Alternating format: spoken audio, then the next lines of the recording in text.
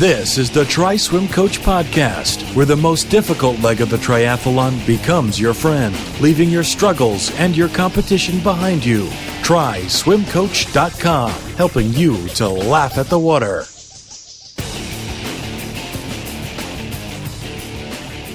Welcome to Try Swim Coach. This is Kevin, and this is episode number 116. And I have Chris Haig on the other line. Hey, Chris. Hey, Kevin. How's it going? It's good, man. It's spring here, and it's just awesome. I'm really enjoying the weather here in San Diego, and got out today on the beach and did some sprints. So. Oh, yeah. Nice. And, ocean, it really is. It's you had the circus in town because Oceanside was last weekend. Oh, yeah. So, you had the Ironman carnival come in to breeze in. And so you saw a lot of M. tattoos. Yeah. Crossing, and a lot of M. tattoos and a lot of expensive bikes. But that kind of, to me, Oceanside's always been, the kickoff of the triathlon season. Not only is it kind of the West Coast regional championships, informally, but it does kick off the American 70.3 and kind of Ironman season, because that's for a lot of people, that's a lot of pros' first races. Yeah, it's early season. We're lucky we've had some good weather here the last week or so, but a lot of years it gets really cold and windy and rain and all kinds of stuff. So it's kind of an interesting time to have a race. But yeah, it's a good time. So we're going to talk a little today about play versus structured workouts. And this came about because we were talking before the podcast, actually. We were discussing, Chris, your move to Canada coming up end of May, and you're going to be studying sports psychology. So I guess let's talk about that first. Like what was your, what led you to that, and how, what are you going to be studying? So I'm going to be studying sports psychology, getting my master's under a professor called Dr. Jean Coté and Luc Martin at Queen's University. And what drew me to the program is because I didn't want to become, a traditional sports psychologist in the sense of, Sigmund Freud. An athlete walks into my office and, there's the couch and they lie down and they, talk about their anxiety about racing or whatever. That interests me, but I don't think I would be I would prefer more of an active research model. So I really wanted to dig into researching how I can make coaches better. As a swim coach and, dealing with coaches and having grown up being an athlete, just figuring out, what makes a good coach versus what doesn't make a good coach. Because personally, I've had a lot of bad coaches. Yeah. Bad coaches in my life, and I've had a lot of good coaches whose words and, workouts still reside with me. And I think a lot of our listeners can relate to that. So I want to research how I can make coaches better. And the research I'm going to be doing is looking at leadership skills, and kind of there's an intervention program that we're working on with youth athletics, seeing if we can apply these leadership skills to youth athletics. And then from that research, I hope to figure out, how different levels of youth athletics, how, the NCAA tournament just finished up, and I kind of want to look at, a youth for 10, 11, and 12-year-olds, how that coach needs to have different leadership skills versus a high school or elite college coach. How do those skills differ? And then how can we improve on those coaches? Because what sets off a good coach from a bad coach as far as leadership skills? Yeah, I'm curious what have been your experiences in terms of bad coaches and versus good coaches? Mostly, I think especially at the youth, from my perspective, it's rewards. So a lot of sending mixed messages as far as learning skills. I think the bad coaches that I've experienced in my life, they've always been negative. So, you don't make a pass, you don't make a play, you run 5 laps. It's very punitive, which works for some athletes. But I think in general, if you want to create a cohesive program and prevent burnout and increase enjoyment, you kind of have to get away from that negativity. And instead of, punishing kids for not doing a play properly or something, continue to work with them to say, all right, this is not working. Let's figure out why this isn't working. Right. And at the same, oh, you lost a game. Oh, let's go out for ice cream anyway. Everyone, everyone gets a trophy. Right. I think that's an ineffective coaching model as well. And also it's coaches who can relate to their athletes. So I think it's better for a coach to have experience, to have grown up in that sport and has experience with that sport, so that when you assign a workout, the athletes trust you as a coach. Right. So especially with my experience as myself as a coach, when I was, coaching youth cross country and all the way up to the college level, they, I think, trusted me and respected me because I did the workouts with them. Yeah. So they saw me doing the workout, and that put confidence in them that like, oh, I can do the workout too. And he's with me, encouraging me, because I think there's a lot of fear in youth athletics that I'm not going to be able to do that set, or I'm not going to be able to do that run. But if you have the coach there with you, running alongside of you, kind of pacing you almost, I think that's a very effective coaching model that kind of gets the kids engaged more.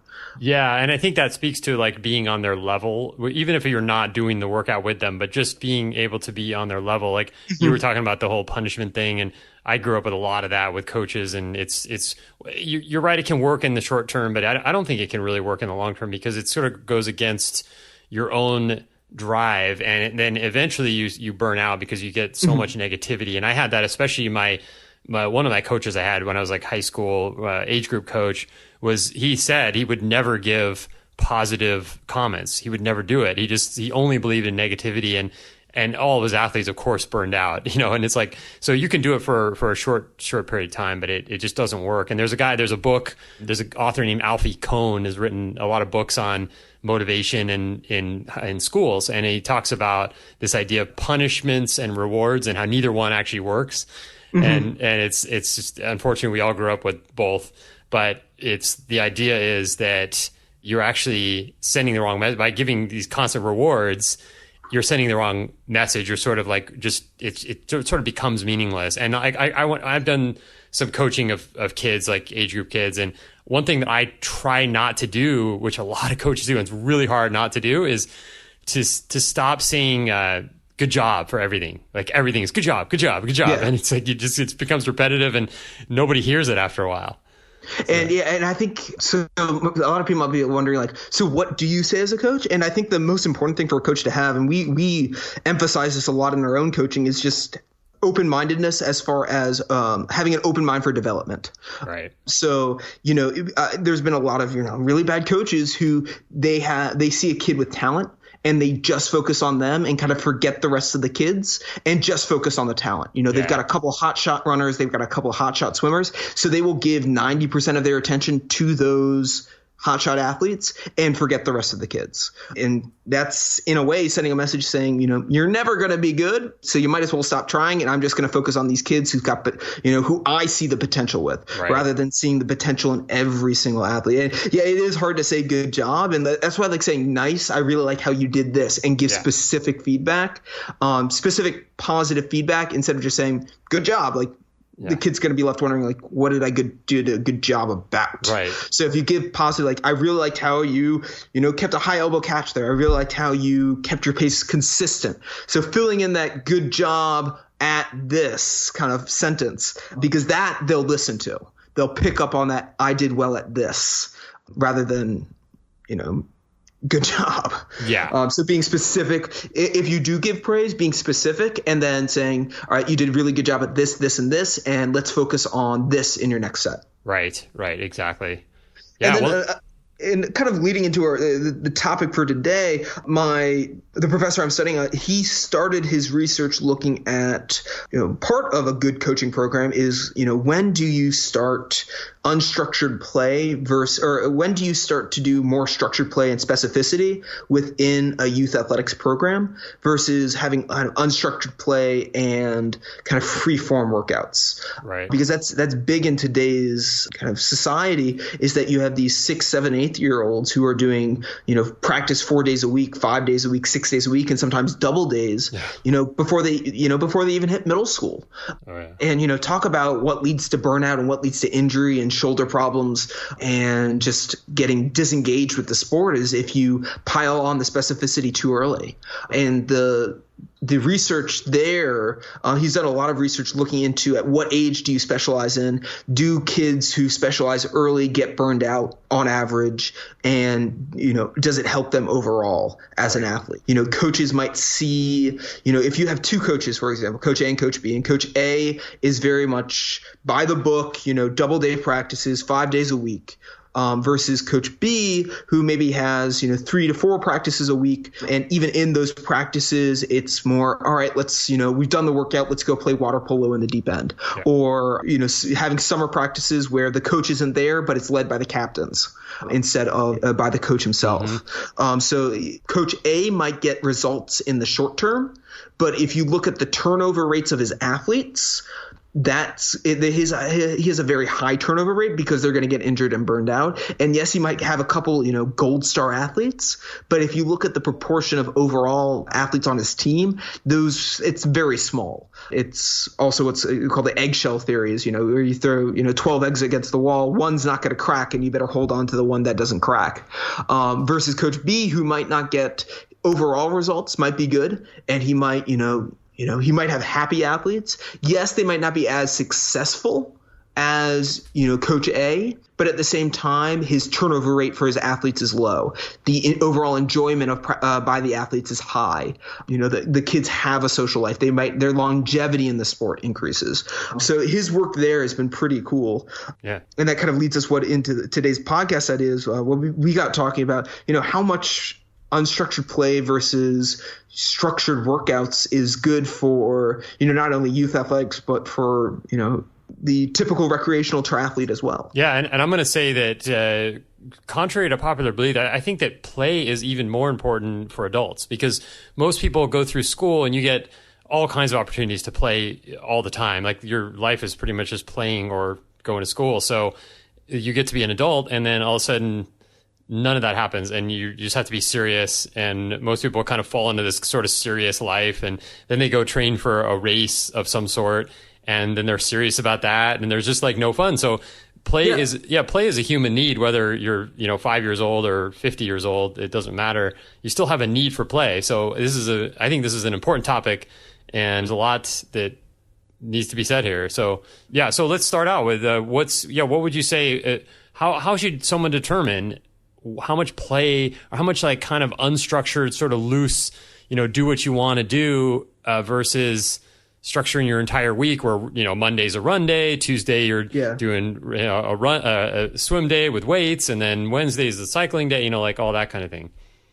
I think it depends a lot on the personality of the athlete. I know a lot of athletes who strive on regimented structure. Especially, it's interesting, a lot of ex-military people who get into triathlon who I've seen, and they're very much about structure. They work out at the same time of day. They work out. They know what they're doing in the workout down to the minute. They know exactly what they're going to refuel with. So it's very much regimented. And if you just look at their Training Peaks calendar, you would know what they were doing every single minute of that workout and for every single day. And they've got weeks planned out like this. Mm-hmm. And that's what they thrive on. And that's good because they're thriving on it. But I think there's people with the other type of personality and, mixed in between who just, they wake up one morning like, I want to go to the pool today. So they go to the pool, and they wake up the next morning and go, I want to do intervals on the bike today. That's what I feel like today. And I think, both athletes thrive, but where they find that middle ground is that they both enjoy what they're doing. So it does depend on what you are as an athlete, and what personality type you are as an athlete. So it requires you to think about what motivates you, and what makes you enjoy a workout more and the sport more. Is it doing what you feel like doing, or is it super structured? So I think that's the first thing you need to think about, is what type of personality you are as an athlete. Yeah. Well, what if so you're saying if you have that sort of like real structured lifestyle, like everything that you do has to be measured out, and every hour of the day is kind of accounted for, wouldn't that person need more of the playtime, more of the free time type of thing?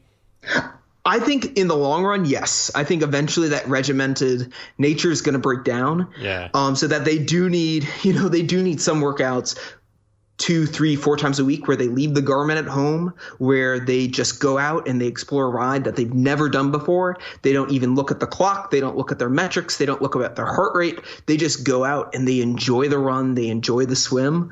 Or, they hop in the pool with, a local team and do a workout with the team. So something that they haven't done before. I think that's important even if you do thrive in a structured workout environment, to incorporate just to give your mind a break. Yeah. So I think it is important, whether you're unstructured or structured, just to incorporate that free form enjoyment of a workout.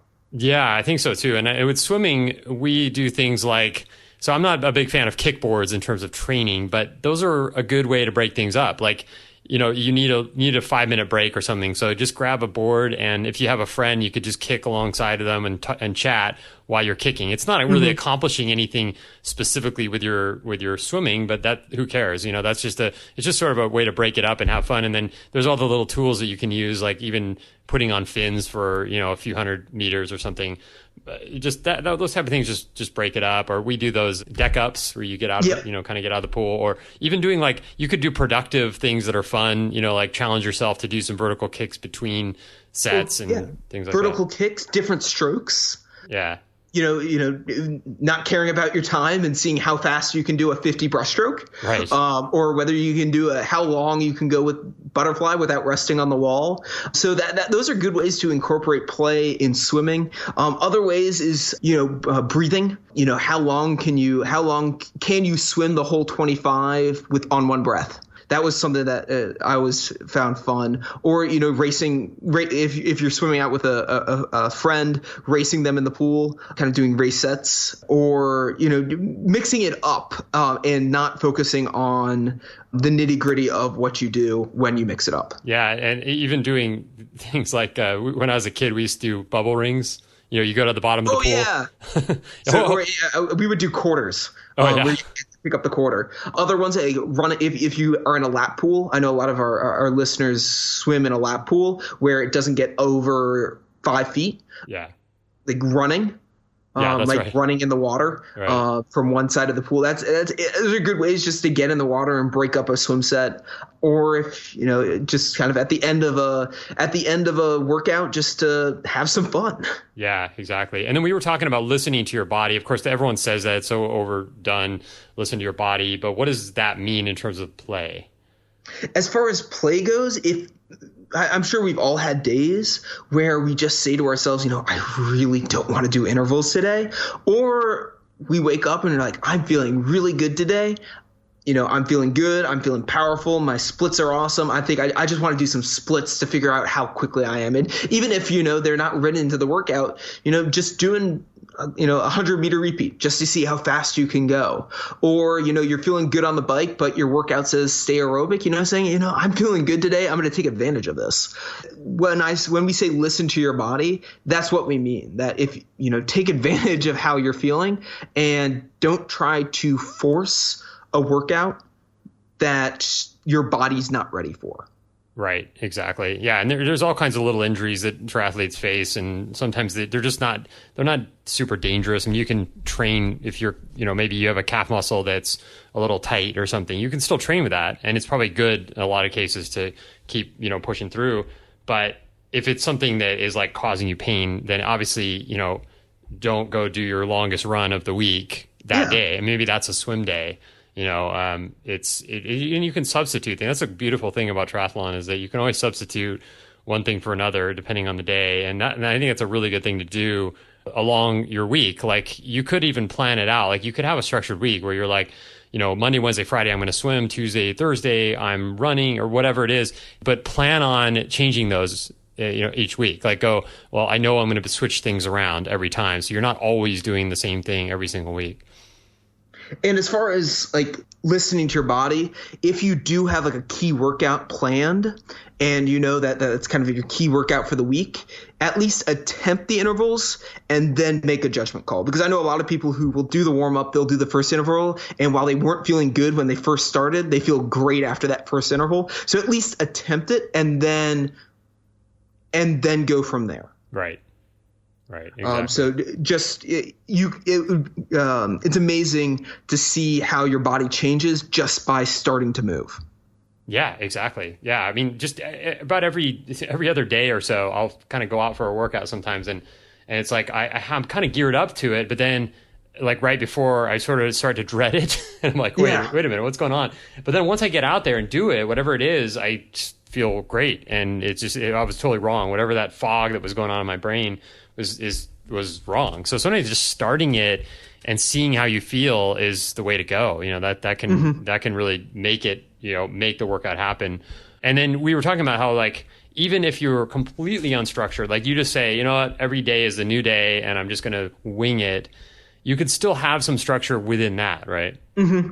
And I think it's important to realize that if you want to track your goals and if you've got a specific goal that you're training for, like a race or a race time or a split that you really want to hit, or a time or a PR that you really want to hit, you do need some structure, but it doesn't have to be down to the minute. It could be something like, for example, if you are on a 7-day schedule, so you train Monday through Sunday, you know that you've got, a tempo bike ride this day, a long run on this day, and a long bike on this day, realizing, and then a bunch of other filler stuff, realizing that you can have some flexibility in changing those days around. So if you've got the time and you had a great night's sleep and you wake up feeling great, maybe doing your long run there instead of, the easy workout that was planned, and then restructuring your week around that. So having some, not necessarily unstructured play, but some fluidity in your structure.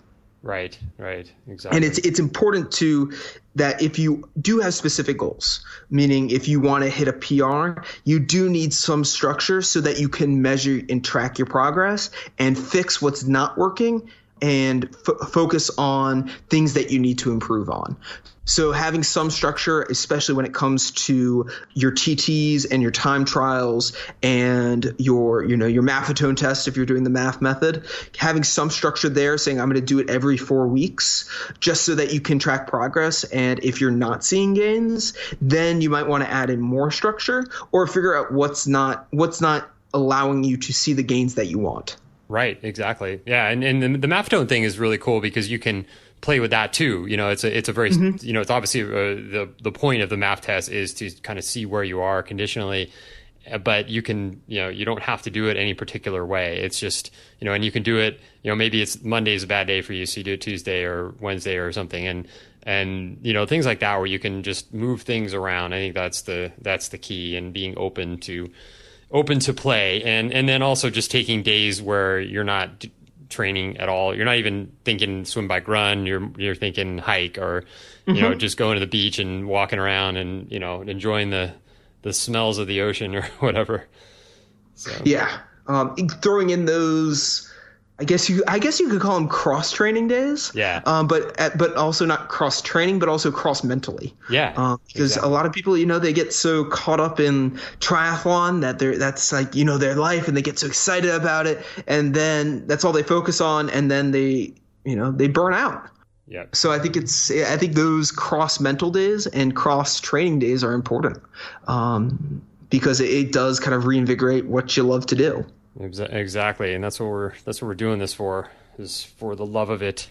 Yeah, so you can befriend the water. Exactly. There you go. It's good place to wrap it up here. So, yeah, I think that's all we had today. Thanks everyone for listening, and thanks Chris for your input today. And we will be in touch. Like next podcast will come out in about 2 weeks, so stay tuned. And if you like this show, we'd love to hear your feedback on iTunes. You could give us a 5-star review. That'd be great. And we'll read it off on the next show. So anything else, Chris?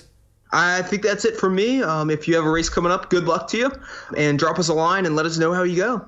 Right on. Thanks again. Cheers.